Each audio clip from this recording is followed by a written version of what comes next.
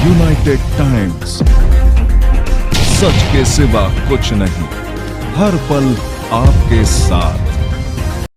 क्या अखिलेश यादव और राहुल गांधी के बीच वाकई में टकराव? बीजेपी ने प्रेस कॉन्फ्रेंस कर सुनाई बिखराव की कहानी। आपातकाल के प्रस्ताव पर कांग्रेस नेता राहुल गांधी और समाजवादी पार्टी के सांसद अखिलेश यादव की राहें जुदा जुदा नजर आई। जहां एक ओर आपातकाल के प्रस्ताव पर कांग्रेस के सांसद वेल में आ गए, वहीं विपक्षी दलों के कई नेता अपनी सीट पर बैठे रहे। इससे लेकर ही अब बीजेपी ने कांग्रेस पर निशाना साधा है। बीजेपी सांसद संबित पात्रा ने बुधवार 26 जून को अखिलेश यादव और राहुल गांधी के बीच बिखराव को लेकर कहा कि जैसे आज ही लोकसभा अध्यक्ष ओम बिरला ने आपातकाल के खिलाफ सदन में प्रस्ताव पेश किया, वैसे ही कांग्रेस के सांसद विरोध में सदन के वेल में पहुंच गए, लेकिन समाजवादी पार्टी के सांसद बैठे रहे। राहुल गांधी इस बात को लेकर असमंजस में थे कि क्या करें।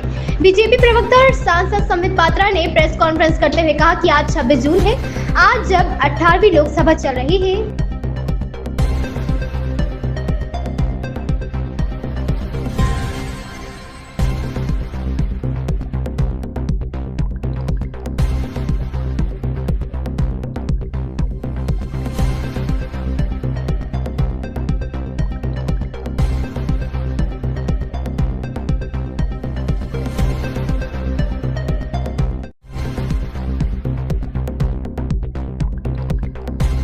कस्टोडियल डेथ हुई थी। उन्होंने कहा कि जैसे ही ओम बिरला आपातकाल पर निंदा प्रस्ताव रखते हैं, वैसे ही कांग्रेस के लोग खड़े हो जाते हैं और हो हल्ला करने लगते हैं कि ये अलोकतांत्रिक है।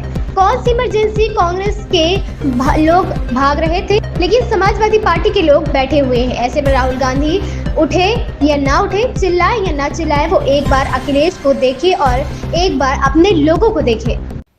और आप देखिए विडंबना कि आज 26 तारीख को 18वीं लोकसभा चल रही होती है और माननीय ओम बिरला जी दोबारा चुन करके निर्वाचित होकर स्पीकर बनते हैं। लोकतांत्रिक प्रक्रिया से निर्वाचित होकर स्पीकर का निर्वाचन होना, जनरली हम इन विषयों में हमेशा कंसेंसस देखते हैं, मगर एक लोकतांत्रिक प्रक्रिया से गुजरकर ओम बिरला जी दोबारा स्पीकर बनते हैं, वाचस्पति बनते हैं।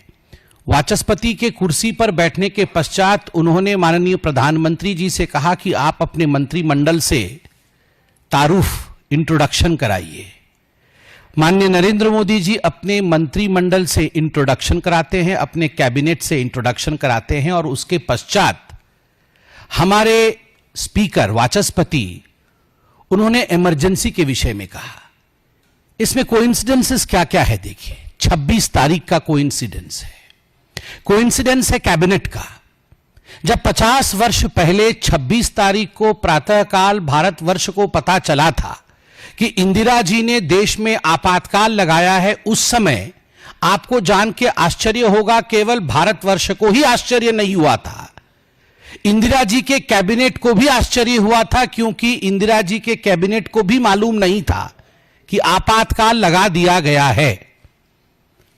25 और 26 के मध्य रात्रि के आसपास चिट्ठी भेज करके इंदिरा गांधी जी ने बिना अपने कैबिनेट के सहमति के उन्होंने राष्ट्रपति से हस्ताक्षर करवाए थे। अगले दिन कैबिनेट की बैठक हुई और पोस्ट फैक्टो उस रिजोल्यूशन को एडॉप्ट किया गया, जिसके विषय में आज ओम बिरला जी ने बताया कि पोस्ट फैक्टो पाप करने के बाद उस पर मोहर लगवाने का काम इंदिरा गांधी जी ने अपने कैबिनेट से कराया।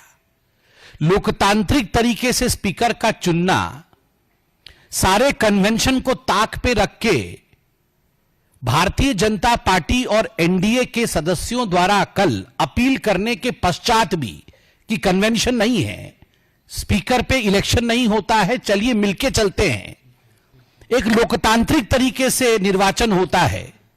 और दूसरा अहम विषय है कि कैबिनेट का इंट्रोडक्शन होता है और कैबिनेट को साथ लेकर चलने की बात प्रधानमंत्री नरेंद्र मोदी देश के सामने टीवी पर पूरा देश देख रहा होता है।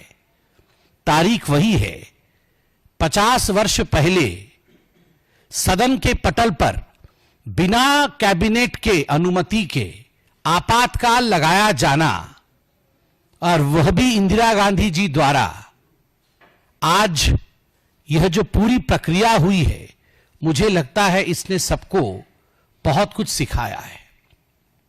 निंदा प्रस्ताव लाया गया, ओम बिड़ला जी ने निंदा प्रस्ताव रखा। निंदा प्रस्ताव के दौरान उन्होंने इमरजेंसी के समय जो जो विघ्न बाधाएं थी, जो दिक्कतें थी, उन सब दिक्कतों को ओम बिड़ला जी ने उजागर किया। उन्होंने याद दिलाया कि किस प्रकार से मीसा कानून में परिवर्तन करके नेचुरल जस्टिस को बाधित किया गया था, हजारों लोगों को किस प्रकार जेल में डाला गया था, और मैं बता दूं 1,40,000 लोगों को जेल में डाला गया था। लगभग 22 कस्टोडियल डेथ्स हुई थी, और जिन लोगों को जेल में डाला गया था, आप तो अटल बिहारी वाजपेयी, आडवाणी जी, और जो हमारे जनसंघ के लोग थे, नेता थे, उनके नाम से आप अवगत हैं। मगर आप कई लोग जानते हैं कि चरण सिंह जी भी जेल में थे, मुलायम सिंह यादव भी जेल में थे, लालू प्रसाद यादव भी जेल गए थे, देवीलाल जी भी जेल गए थे, एम करुणानिधि भी जेल गए थे, एम के स्टालिन भी जेल गए थे, शरद यादव भी जेल गए थे, और सामने ही बैठे हुए थे आज ट्रेजरी बेंच के सामने श्री टी.आर. बालू, जिन्होंने धन्यवाद प्रस्ताव रखा था निर्वाचन के पश्चात। टी.आर. बालू साहब भी जेल गए थे इमरजेंसी में।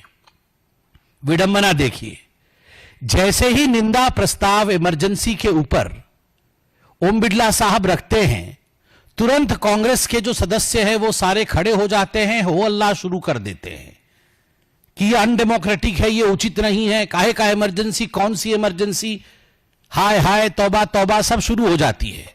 वेल के तरफ कांग्रेस के एमपी भागते हैं। मैं पीछे बैठा हुआ था, मैं भी देख रहा था आश्चर्य से कि कांग्रेस के सारे लोग तो भाग रहे हैं, मगर समाजवादी पार्टी के लोग सब बैठे हुए हैं। राहुल गांधी बगल में बैठे हुए हैं, और ठीक उनके बगल में अखिलेश यादव बैठे हुए हैं, बीच में टी.आर. बालू बैठे हुए हैं। राहुल गांधी जी को मैं देख रहा था, राहुल गांधी जी उठे या ना उठे, चिल्लाएं या ना चिल्लाएं, वो एक बार अखिलेश जी को देखे, एक बार अपने लोगों को देखे। सारे लोग उनके खड़े होकर चिल्ला रहे हैं, वो उनको देखे, फिर अखिलेश जी को देखे, फिर टी.आर. बालू जी उनके बगल में ही है। दादी माँ ने क्या किया था टी.आर. बालू जी का, तब राहुल जी को याद आ जाए। फिर पीछे देखे तो टीएमसी वाले नजर आए, समाजवादी पार्टी वाले नजर आए। राहुल जी कभी खड़े होने की कोशिश करे, फिर दबा के अपने आप को बैठ जाएं।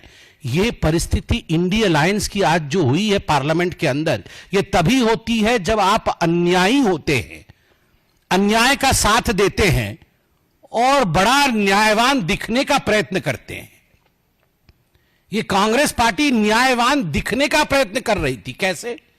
संविधान की प्रति खरीद के लाकर हाथ में पकड़ रही थी और संविधान बचाओ के नारे लगा रही थी। राहुल जी, संविधान की प्रति खरीद के लाके हाथ में पकड़ने से संविधान नहीं बचता है। संविधान के प्रति हृदय में सम्मान होने से संविधान बचता है। बने रहिए हमारे साथ, हमारे चैनल को लाइक करें, सब्सक्राइब करें, बेल आइकन दबाकर कमेंट बॉक्स में कमेंट करना ना भूलें। धन्यवाद।